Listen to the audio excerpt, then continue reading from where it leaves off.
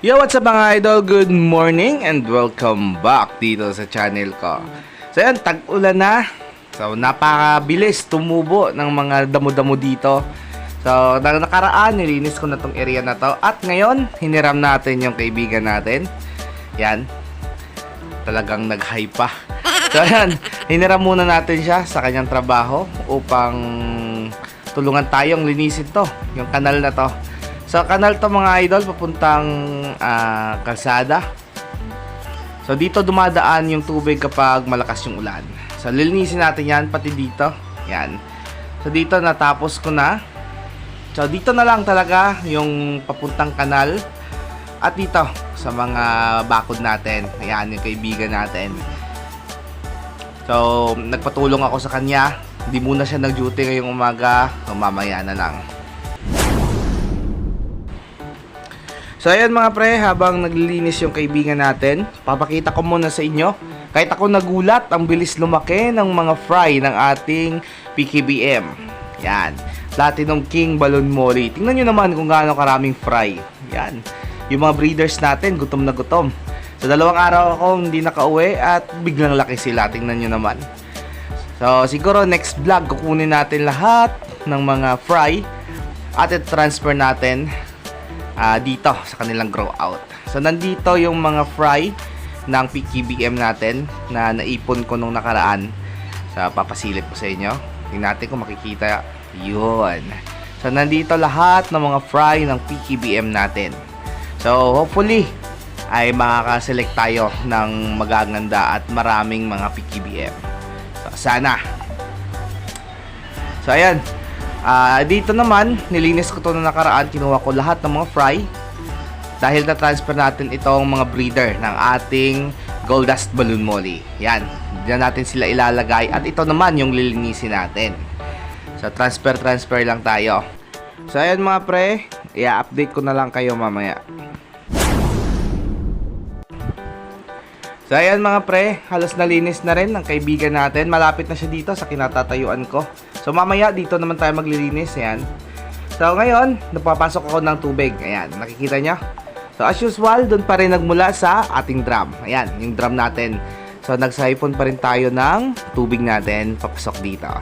So after siguro mga 2 days, harvest natin yan at transfer dito yung mga breeders natin.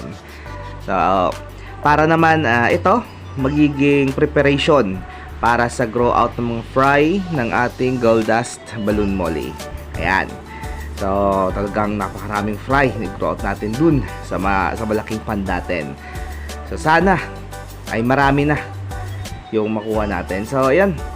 Dito na lang yung problema natin. So, mamaya papakita ko sa inyo. So, ayan mga pre, talagang maganda na at maaliwalas na tingnan yung paligid. Ayan. So, malinis na. So, yung kaibigan natin ay nandito na. Yan. So, papakita ko sa inyo. Yan. So, ito yung maliit na kanal na to. Papunta yan sa concrete kanal ng ating highway. So, binutasan ko yung gilid yan. Kasi ayaw naman nilang lagyan ng butas. So, ako na nagbutas. Seriously, what the fuck are you doing? Yan. So, dito dumadaan yung excess na tubig. Doon sa may bakery. Papunta dito. So kailangan natin to mga pre na linisin para yung tubig na nagmula dito, yan. So dito yan dumadaan. So kapag napuno to at yung level ng tubig ay lumagpas sa level ng ating concrete, patay tayo dyan. So kailangan natin linisin para yung flow ng tubig ay walang harang. So yan mga pre, habang naglinis yung kaibigan natin. So ito, yung mahabang pan na to ay nilagyan ko ng mga fry ng ating Gold Dust Balloon Molly. Ayan. Dito ko muna sila nilagay pansamantala dahil ito transfer ko din sila dito. Ayan. So medyo marami-rami na rin yung nandito. So nilagyan ko na lang muna kasi sayang naman yung space at yung time na lumaki pa sila.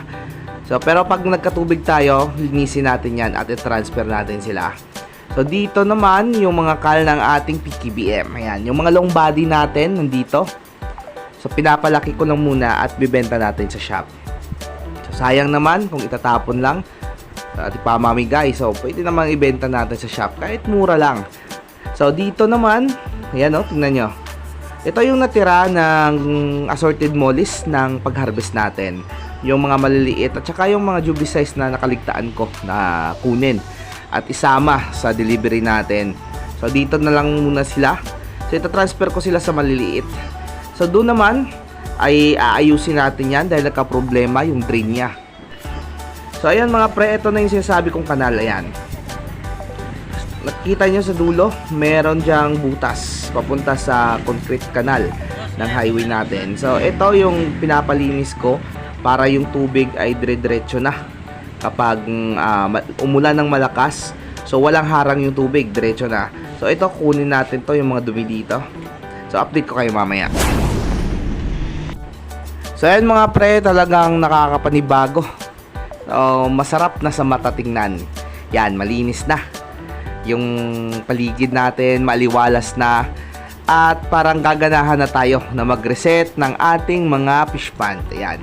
O, kailangan munang linisin para mas madali yung pag-reset natin. So doon naman tayo mga pre. So kung nakikita nyo, ayan, naumpisa na ng kaibigan natin. So napakadumi ng paligid natin. So kailangan natin kunin tong mga ligaw na damo na to. Delikado dahil baka pamahayan ng mga insekto, mga ahas. So hopefully wala pa naman. So mag-iipon tayo ng tubig dito sa drum para pang water change. So mag-reset tayo mga pre. Lahat ng mga tabs na to i-reset natin para sa preparation ng breeding natin. So ayan, medyo kinabahan kami kanina. So tingnan nyo, sa balat ng ahas yan mga pre. So medyo malaki-laki yan. Yan, nakikita nyo. So nakuha natin doon sa may gitna na portion, sa ikalawang layer ng tab natin. So hopefully wala na siya dito kasi naglinis na tayo. At pasalamat tayo na nagkaroon ng time yung kaibigan natin. So naging malinis na at maaliwalas na yung breeding area natin. So kapag may time ako, unti-untiin ko lang reset natin lahat ng mga ref tab natin, siphon natin, linisin natin in preparation para sa breeding natin sa tag-ulan. So hopefully ay matapos ko to within a week. So sana magkaroon tayo ng time. So ayun mga pre, tapos nang linisin ng kaibigan natin yung area natin. Sa konting walis na lang at goods na goods. So ayan, panibagong simula to mga pre ng breeding natin. At syempre panibagong simula ng pagpaparami natin. So sana patuloy nyo akong suportahan. At please like and share ng mga videos natin. And don't forget to subscribe. So ayun mga pre, pauwi na kami ng kaibigan natin. So maraming salamat sa patuloy na pagsuporta at panood ng mga video natin. Please like and share at mag-iwan ng komento para alam ko kung hanggang saan naabot yung video ko. So ayun mga pre, hanggang sa muli. God bless us all and bye-bye!